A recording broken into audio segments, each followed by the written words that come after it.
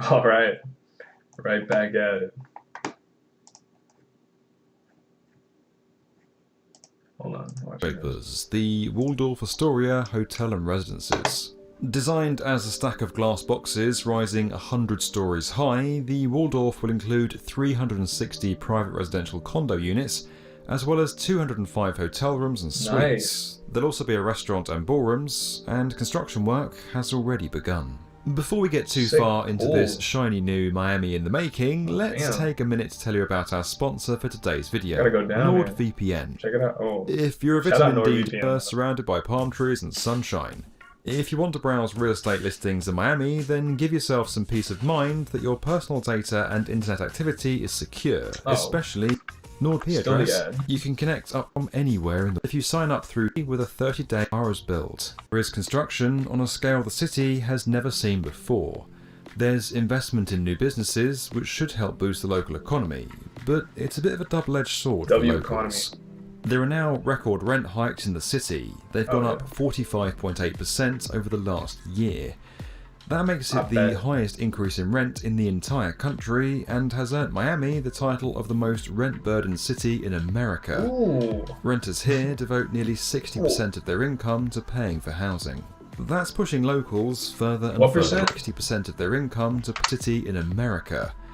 Renters here devote nearly 60% of their income to paying for housing. That's pushing locals further and further out, congesting roads and swelling up the outer suburbs. Definitely congesting It's a phenomenon roads. seen in major cities all over the world. Growing pains on Miami's way to becoming a major international metropolis. Where it might become unsustainable is when your development and your excitement and your capital meets your infrastructure realities. Miami is not a real city in that sense, right? The roads, the public transit, all of those other things that fall in. I mean, it's essentially designed as a quaint little town and now is trying to be a city. So, is all this growth in construction ultimately short-sighted? What will the city look like at the end of the century, or even in just a few decades? Definitely a big city Miami now, could be wiped off the map by 2100, and may be unlivable even sooner than that. At least according to a report called the Florida Climate Outlook, put together by an independent research group. Sea levels are expected to rise.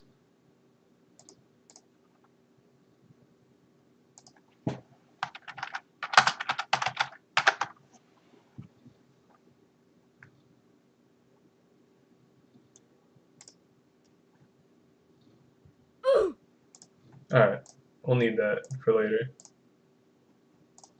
Turn that up a little bit. By up to 79 centimeters by 2060, and the pace of that rising is getting quicker. Hurricanes go crazy. New study claims that Miami Beach, Key West, and the upper and lower Keys could soon be underwater. In an effort to make sure Miami is still around in 50 years, it's now spending $4 billion over the next 40 years to build new seawalls, elevated roads, and higher capacity pumps and drainage systems to alleviate flooding. But even that might not be enough. Some areas will have to adopt a strategy of managed retreat. Within 2 decades, these areas will be too expensive to maintain and will have to be abandoned. Florida's position at the end of the Atlantic Ocean's Hurricane Alley makes the state twice as vulnerable to these devastating superstorms than any other. In 2017 alone, cyclones contributed to an estimated $265 billion worth of damage in the state.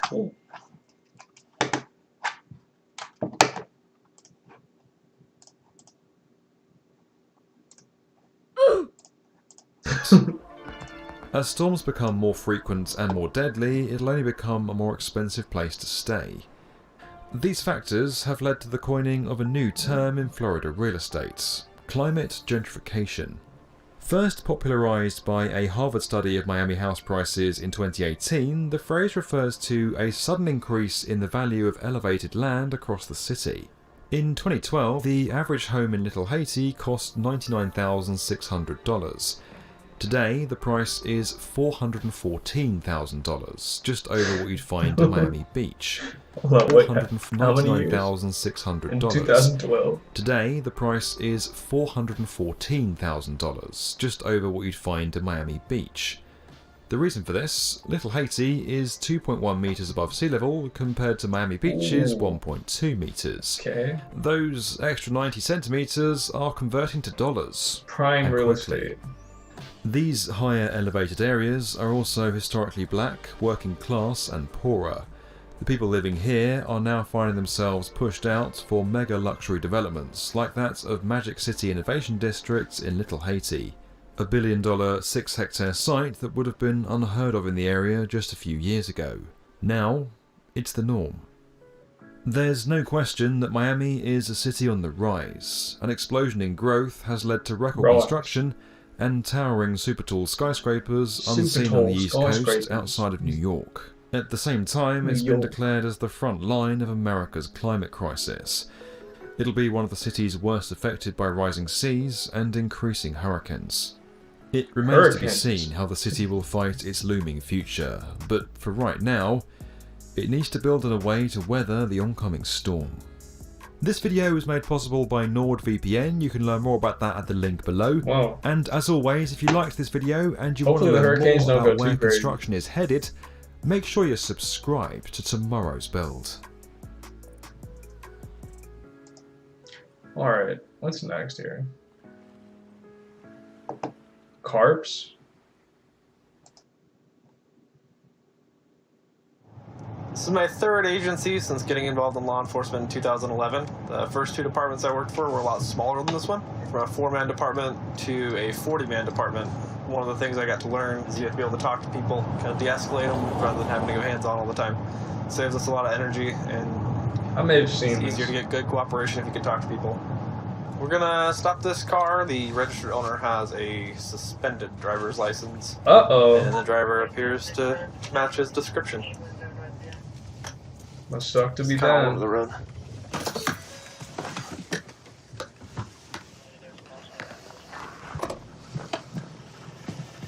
Hey, I have you stopped because the registered owner's vehicle has a suspended license. Attractive fella. Yeah, no, I've It's seen you? this. Hold on. You got a lot Let's of weed. switch it up. Kik is a terrifying place.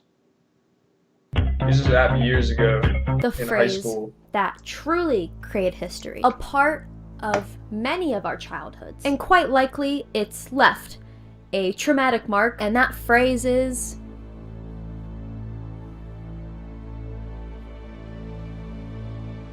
"You got Kik." Kik grooming walked so Discord grooming could run. Hi, my name is Ali Chicasso, and I'm a survivor of the Kik messaging app. Kik was the main form of messaging back in the day Me too. because, you know, it was before third graders got like iPhone 18s. All we had was iPods. And oh, how much I wish I had that thing still laying around, because like maybe these messages would still be on there. And this got extremely popular, so now you didn't just have to get bullied at school, but now you could get bullied in the comfort of your own home. Kik was also typically where people would confess that they might like somebody or just, you know, have an attraction towards them. But then the next day, they would act like you didn't exist when they saw you playing on the playground. Kik was also the home of 1-week relationships that, for some reason, everybody in the grade like knew about. There was this couple when I was in 6th grade who genuinely ruled the entire world. They were the main characters. Everybody and their 4th cousins knew about this relationship. It was this huge thing to announce that they would hug at certain parts of the school day. And yes, there would be watch parties for it. And how Kik ties into this was that it was actually announced on the Kik messaging app that they would have their first kiss at a Friday high school football game on, you know, the bleachers. It's gonna be so romantic. And yeah, a whole crowd watched them have their first kiss. There was this anonymous account. To this day, still have no idea who it was, but you would send them a confession about whoever, and you would include that person's Kik handle, and this anonymous account would send your confession to the person you wanted it to send to, and they never found out who sent the confession, but you would get to see their reply. I don't even know what you can compare that to. I was gonna come up with a joke for this one, and I feel like the concept is a joke enough. Something that's a bit of a personal experience with Kik is that I also used to catfish people, pretending to be Acacia Brindley. Me too. Pretending to what? I used to catfish people, pretending to be Acacia Brindley.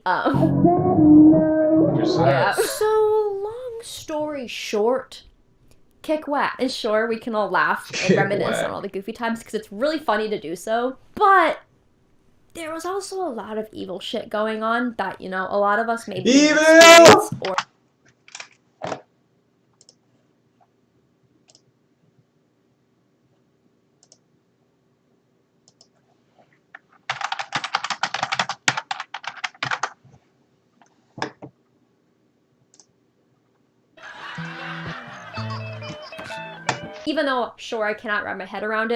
even though sure I cannot wrap my head around it, I'm also just tired.